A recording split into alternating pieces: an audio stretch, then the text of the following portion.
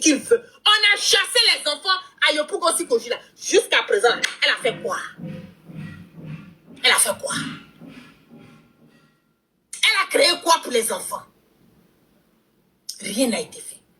Mais on peut prendre l'argent du contribuable ivoirien pour inviter tous les bordels qui vont quitter dans d'autres pays pour venir dans notre pays. Oui, ils peuvent le faire.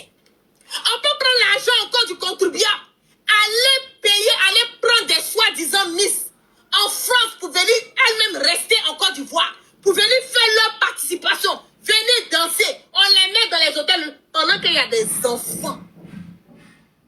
Des enfants ivoiriens qui ont eu leur école, qui ont été cassés, qui n'arrivent même pas là. Il y a des enfants même qui étaient obligés d'abandonner les études. Et puis c'est celle-là qui dit qu'elle a l'amour des enfants. Elle va avoir l'amour des enfants là pour aller où? Elle va avoir l'amour d'un enfant, un petit ivoirien de Yopougon la Sikoji là pour aller où? Où ça? Pour aller où? Elle n'en a rien à foutre de ça. Elle n'a rien à foutre d'un petit enfant de Sikoji qui est en train de chercher ses parents sont en train de faire katakata pour qu'il puisse au moins devenir quelqu'un quelque part demain. C'est pas sa priorité. Je vous dis tous les jours, dans la vie, là, il faut savoir où tu pars. Et puis, il faut avoir des priorités, des objectifs bien visés. Nous, les Ivoiriens, on a tendance à sauter. On part à gauche, à droite. C'est qu'on est partout et on est nulle part à la fois. Nulle part. Et c'est bien dommage. Ce couple-là a fait tellement de dégâts en Côte d'Ivoire. Tellement de dégâts. On ne peut même pas exprimer le level, c'est que le degré de dégâts que Ouattara et sa femme ont commis. On ne peut même pas expliquer.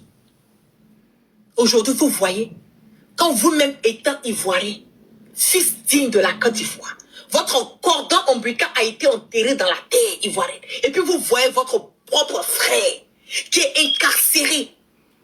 Et justement, vous-même là, vous vous sentez comment? Vous arrivez à... Moi, je n'arrive pas à dormir. Quand je pense que il y a des innocents qui sont encore dans nos prisons, des prisonniers politiques là, moi, la guerre là, je n'arrive pas à dormir. Je n'arrive pas à dormir. Quand je vois des personnes, l'amour même que les Ivoiriens ont aujourd'hui pour le leader générationnel Soro Guillaume là, vous savez c'est quoi encore plus? C'est l'injustice que Ouattara a fait et continue de faire envers Guillaume, qui a fait qu'aujourd'hui là, il y a certaines personnes même si ils n'aimaient pas Guillaume Soro, mais aujourd'hui ils ont l'amour pour... C'est pour cela que Guillaume Soro a une popularité. Parce que l'être humain, on est sensible. Quand il y a quelqu'un qui est vilipendé, et que toi-même tu sais dans ton fond intérieur que la personne a mouillé maillot, et puis on le vilipende, on veut le tuer. Toi-même là, ta conscience même t'emmène à dire mais c'est pas normal. Donc tu as de l'amour, de la pitié, de la sympathie pour la personne qui est en train de... comment on appelle pour la victime.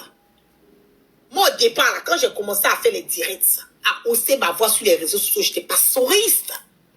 Non, j'étais pas soriste. Voilà. J'étais là, je haussais ma voix parce que je n'étais pas d'accord avec l'injustice qui se trouvait en Côte d'Ivoire.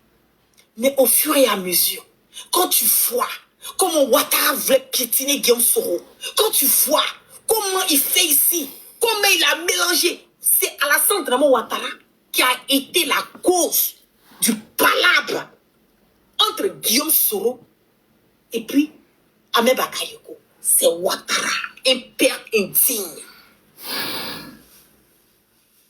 Un père indigne. Lui-même qui est supposé réunir les fils dignes, c'est Ouattara qui est venu détruire.